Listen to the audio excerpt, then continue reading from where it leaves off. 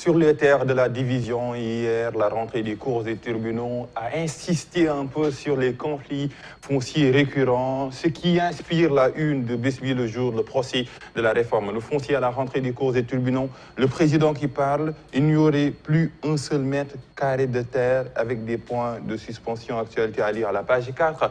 Cannes, le Sénégal en 8e, un premier inquiétant, très inquiétant même, et mairie de Dakar, Mambéignan, qui était dans nos studios, qui tacle Diouf Sarr, la coalition Benno Bokk Yakaar, et Condé aux Émirats Arabes Unis, Conakry ébruite le deal avec la CEDEAO. Après 8 le jour, on enchaîne avec Sud Quotidien, Dame Justice en mode diagnostic problématique des conflits fonciers au Sénégal, Cheikh Ahmed Tidiane Coulibaly, premier président de la Cour suprême. L'application de la loi sur le domaine national continue à générer de nombreux conflits. Mohamedou Mansour Mbaye, la gestion de la terre est devenue soit un moyen d'enrichissement, soit une source d'influence. Et on a Macky Sall, le président de la République, si j'avais appliqué les conclusions de la réforme foncière, avec à la une de ce journée également des points de suspension. Après Sud Quotidien, un autre quotidien qui continue le débat, c'est les acteurs de la justice font le procès du domaine national. Le bâtonnier dénonce la non-application des travaux de la Commission nationale de réforme foncière et Macky Sall qui s'explique sur les raisons de sa décision. Les Lions sur le rectangle vert, les Lions passent sans convaincre, lui il passe en 8e de finale avec une victoire et 2 matchs nuls. Après l'As, on enchaîne avec enquête, un jeu pauvre, c'est la une de enquête, match nul du Sénégal contre le Malawi, 0 but partout. En termes de match décevant, les Lions n'ont pas encore marqué dans le jeu. Une partition insipide, grandement favorisée par les choix tactiques douteux du coach Sissi. La thérapie de Macky Sall, le conflit foncier au Sénégal. Rappel à Dieu de Didier Mandiaye Ba, on l'a vu dans le bulletin d'information de l'Assemblée, qui perd sa gardienne des lois. Et pour contourner l'embargo, le Mali fait pression sur les banques, sur son territoire. Après enquête, un autre quotidien qui fait un peu le procès du match d'hier entre le Sénégal et le Malawi, simplement lamentable. Selon Walf Quotidien, à l'UCC, on doit travailler l'aspect mental, les limites d'un coaching. Coulibaly et Sadio complètement hors circuit qui a été suspendu en 8e de finale. Et explication de vote dans la tête de l'électeur. Actualité à lire dans les colonnes de Walf Quotidien. Après Walf Quotidien, un autre quotidien. Le Soleil qui s'élève avec tout simplement un qualificatif pour qualifier le match d'hier entre le Sénégal et le Malawi. Insipide, avec une exclamation. C'est la une à charge de Le Soleil. Contre les Lions du Sénégal, comme cette image entre Coulibaly et un joueur du Malawi. Après, Le Soleil, on enchaîne avec l'Observateur, un Sadio un peu démissionnaire. C'est la une de l'Observateur, Henri Camara. Il faut une gestion intelligente du cas Keita Baldé et pas Malikou Diakhaté, l'ancien défenseur des Lions. Il faudrait sacrifier cette attitude défensive par crainte de prendre un but. En opération depuis 6 ans, avec des cachets des ministères des Affaires étrangères, des Finances, la puissante mafia des visas démantelée, actualité judiciaire à lire. Et on parle un peu de l'actualité sur la réforme foncière, Macky, la réforme foncière, les vérités de Maître Doudou Ndoye. Et actualité people, divorce de l'ex-danseuse Dabaye Bar, l'accusatrice de Mbacho déférée, puis libérée sur convocation. Elle est encore attendue au parquet aujourd'hui. Après l'Observateur, on enchaîne avec Vox Pop, des Lions affligeants. Selon Vox Pop, en manque d'inspiration, le Sénégal se qualifie en 8e de finale.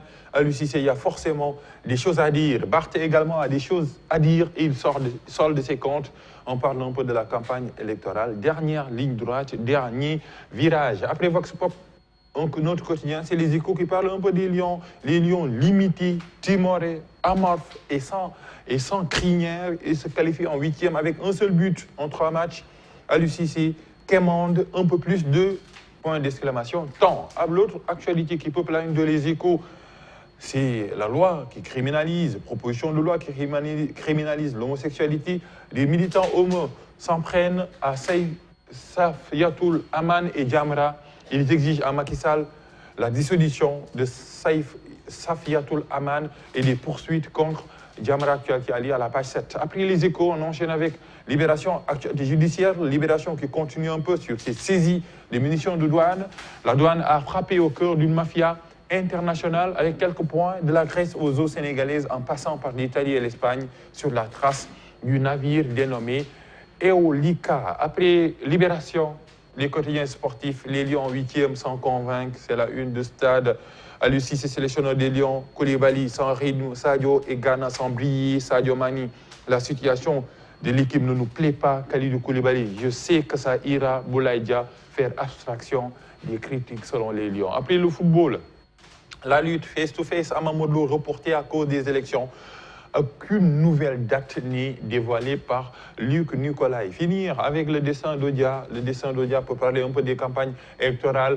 ADS, Abdoulaye Diouf Sarr, vente, équipement Lion du foot. Abdoulaye Diouf Sarr qui dévoile un peu son maillot numéro 1. On a Mamaïnian numéro 10. Je préfère plus faut être devant que derrière lui, l'attaquant et le défenseur. On a Amadouba qui joue au tam-tam. Avec la concurrence déloyale, c'est pas gagné. Moi, en tout cas, je mouille le maillot Amadouba qui est déchiré entre ces deux candidats de la coalition Benno Bokk Yakaar qui veulent un seul fauteuil, celui du maire. Oui. Papa Alioune Sarr, l'essentiel, c'est de mouiller le maillot, c'est ça, non? Oui, avec des danses. Oui.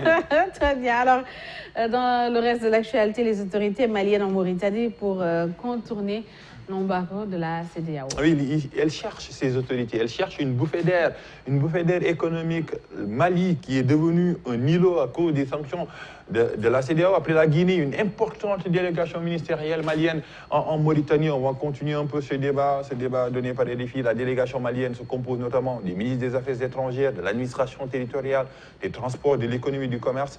À Nouakchott, elle doit être reçue par le président mauritanien Mohamed Ould Ghazouani. Le Mali chercherait au conditionnel des moyens de contourner l'embargo.